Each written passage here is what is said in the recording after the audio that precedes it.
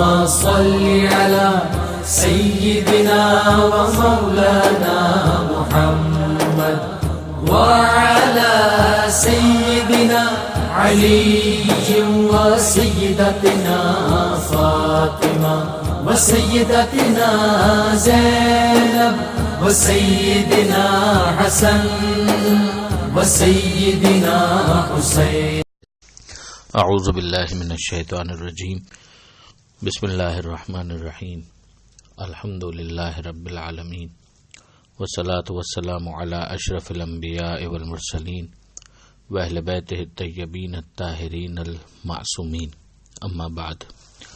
سورہ آل-e-imran آیت نمبر 181 سے 186، 181 سے 186 تک. ارشاد پروردگار ہوتا ہے، یہ یہود کے بارے میں ہے کہ یقیناً اللہ نے سن لیا ان لوگوں کا قول کہ جنہوں نے یہ کہا کہ اللہ فقیر ہے اور ہم اغنیا، یعنی ہم پیسے والے ہیں اور اللہ معاذ اللہ محتاج ہے.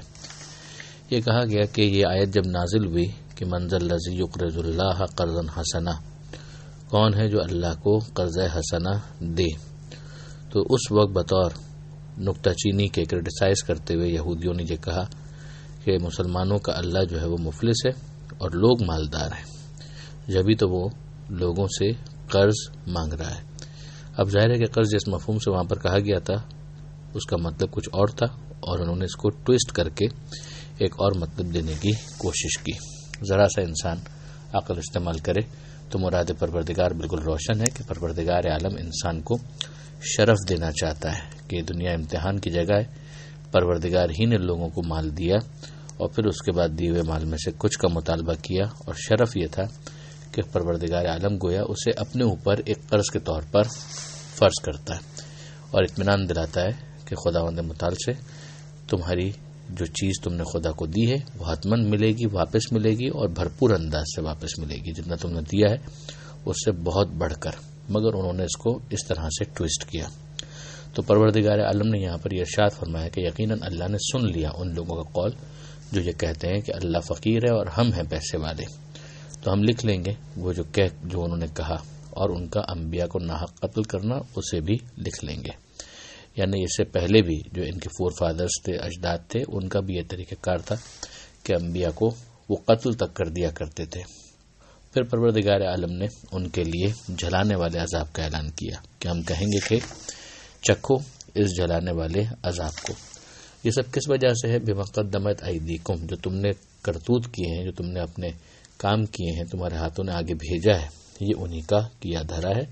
وَأَنَّ اللَّهَ لَيْسَ بِظَلَّامٍ لِّلْعَبِيدِ، اور اللہ اپنے بندوں کے اوپر ظلم کرنے والا نہیں ہے.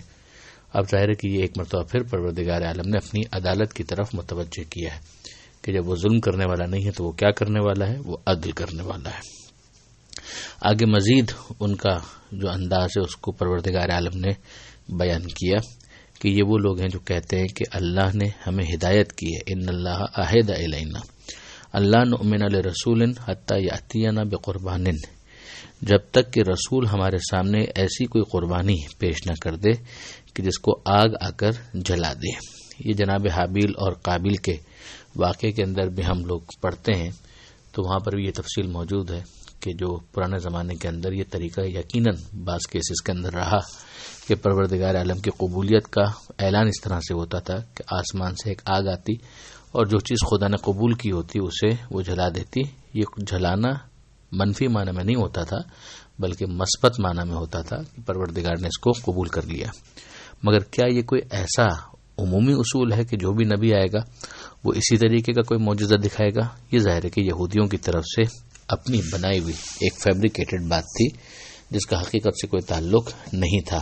تو یہاں پر انہوں نے نہ ماننے کے لیے اس کو خدا کی طرف افترا کیا، پروردگار عالم کی طرف اپنی طرف سے گھڑ کر ایک بات بیان کر دی کہ ہم اس کو تو یہ ہدایت کی گئی ہے کہ جب تک ایسا کوئی معجزہ نہ آ جائے اس وقت تک ہم قبول نہ کریں. تو اے حبیب ان سے کہہ دیجئے قد جاءکم رسول من قبلی، کہ تمہارے پاس میرے رسول آ چکے ہیں، مجھ سے پہلے رسول آ چکے ہیں اور کئی رسول آ چکے ہیں جو معجزات لے کر آئے تھے اور ویسا معجزہ بھی لے کر آئے تھے جو تم کہہ رہے ہو. پھر اس کے بعد تم نے ان کو قتل کر دیا. کیوں قتل کر دیا؟ جبکہ اگر تم سچے ہو تو تمہیں تو یہ کرنا چاہیے تھا کہ تم ان کی باتوں کو قبول کرتے. یہاں پر بھی غور کرنے والی بات یہ ہے کہ جو اجداد کا فعل ہے اس کی نسبت ان لوگوں کی طرف دی گئی جو اس وقت موجود تھے. تو آپ غور فرمائیے کہ ان کے اجداد کے ساتھ جو نظریاتی اتحاد تھا اس کی بنا پر ان کو بھی اس میں شمار کیا گیا. تو یہ قرآن مجید کا ایک مزاج ہمیں سمجھ میں آتا ہے کہ اگر کوئی قوم کسی کو انڈورس کرتی ہے تو پھر اس قوم کے جرم کے اندر بھی اس کو شریک مانا جاتا ہے. اب آگے پروردگار عالم اپنے حبیب کو تسلی دے رہا ہے اور یہ ارشاد فرماتا ہے کہ فَإِن كَذَّبُوكَ، اے حبیب اگر یہ آپ کو جھٹلاتے ہیں، فَقَدْ كُذِّبَ رُسُلٌ مِّن قَبْلِكَ، تو آپ سے پہلے بھی بہت سے رسول ہیں کہ جن کو جھٹلایا گیا. جاؤ بالبینات، جو ان کے سامنے بینات یعنی معجزات لے کر آئے، والزبر، کتابیں بھی لے کر آئے، والکتاب المنیر، اور روشن آئین حیات، قانون، دستور، ایک ایسا نوشتہ یا ایسا زبانی بیان کہ جس کے اندر لازمی عمل کی جانے والی ہدایتیں موجود تھیں، وہ سب لے کر آئے، مگر اس کے باوجود ان کو جھٹلا دیا گیا. تو اگر آپ کو بھی جھٹلایا جا رہا ہے تو اس میں دل گرفتہ ہونے کی ضرورت نہیں ہے.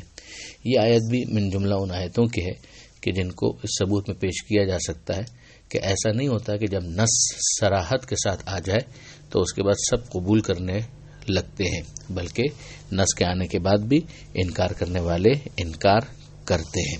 جیسا کہ یہاں پر موجود ہے تو اس کے بعد بھی اگر پیغمبر اکرم نے کسی موقع پر نص بیان کر دی ہو، پروردگار عالم کا حکم بیان کر دیا ہو، چاہے وہ امامت کے بارے میں ہو، چاہے وہ کسی اور حوالے سے ہو، اور اس کو قبول نہ کیا جائے، تو یہ نہیں کہا جا سکتا کہ اگر نص ہوتی تو کیسے انکار کیا جا سکتا ہے. اگلی آیت میں پروردگار عالم نے ارشاد فرمایا، یہ قرآن کی بہت مشہور آیت ہے جو ایک سے زائد مقامات پر قرآن مجید میں آئی ہے کہ کل نفس ذائقۃ الموت، کہ ہر ذی روح کو موت کا ذائقہ چکھنا ہے، اور تم کو قیامت کے دن پورا پورا اجر مل جائے گا، جو بدلہ ہوگا وہ پورا پورا مل جائے گا.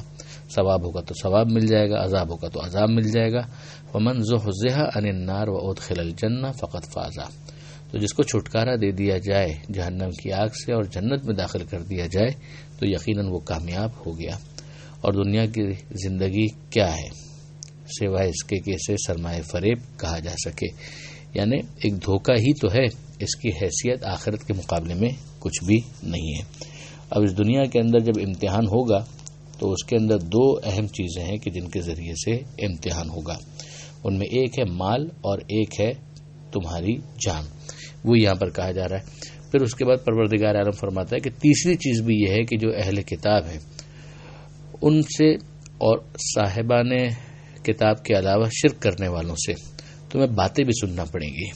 یعنی مال سے تمہارا امتحان ہوگا، جان سے تمہارا امتحان ہوگا، اور تمہیں اپنے اندر ایک حوصلہ پیدا کرنا پڑے گا. بہرحال جو مخالفین ہیں وہ طنز کے تیر برسائیں گے، گالم گلوچ بھی کریں گے، بیڈ لینگویج بھی استعمال کریں گے، اور اس کے ذریعے سے تم کو اذیت اور کثیر اذیت پہنچائیں گے. تو یہ دل آزار باتیں جو ہیں ان کو برداشت کرنا پڑے گا. ان کے مقابلے میں تمہارا ریئیکشن یہی ہونا چاہیے کہ تم صبر کرو اور تقوی اختیار کرو. صبر کا مطلب یہ ہے کہ ثابت قدمی کا مظاہرہ کرو اور پرہیزگار رہو، یعنی خدا کی ہدایتوں پر عمل کرو. اور دوسری بات یہ بھی کہ وہ اگر گالم گلوچ کرتے ہیں تو تم ان کے مقابلے میں یہی انداز اختیار مت کرو. لیکن اگر تم نے یہ کیا صبر اور تقوی تو یاد رکھو کہ یہی عزم امور میں سے ہے، یعنی کردار کی مضبوطی کے باعث ہیں. یہاں پر یہ صفحہ مکمل ہوتا ہے آیت نمبر 186 پر. پروردگار عالم سے دعا ہے قرآن مجید سمجھنے اور اس پر عمل کرنے کی توفیق عطا فرما، اور وارث قرآن امام زمانہ کے ظہور میں تعجیل فرما. وآخر دعوانا ان الحمد للہ رب العالمین. والسلام علیکم.